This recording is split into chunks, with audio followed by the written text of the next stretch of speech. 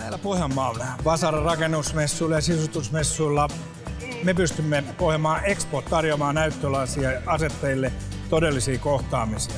On hienoa, että meillä Vasaran rakennusmessuilla on kaikki alan palvelut hyvin esillä.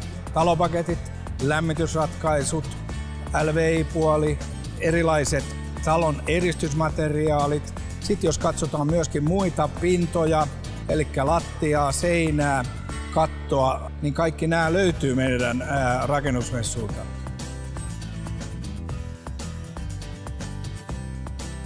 Messut on niin kuin siinä mielessä tosi loistava, antaa loistavat puitteet tämmöisille inputeille, että joka haluaa vain kertoa ja tuoda jotakin lisäarvoa nyt jo suunnitteluvaiheessa, niin siihen me ollaan tosi tyytyväisiä nyt jo tämän aamupäivän perusteella.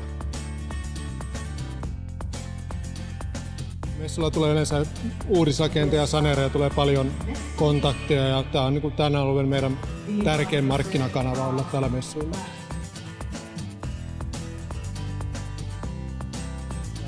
Niin näillä alueellisilla messuilla me tavoitetaan näitä kuluttaja-asiakkaita ja se on niin kuin se meidän intressi olla messuilla.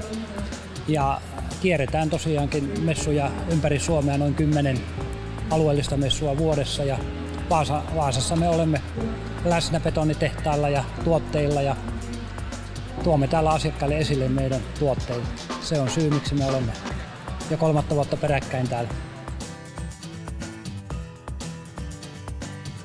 Täällä ihmiset pysähtyy tässä meidän vaihtimen ääressä.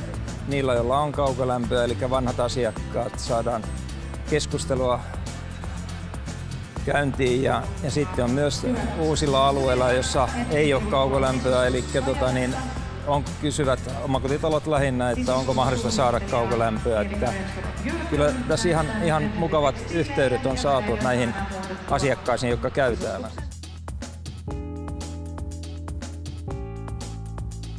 Meille on erittäin tärkeää saada kontakteja.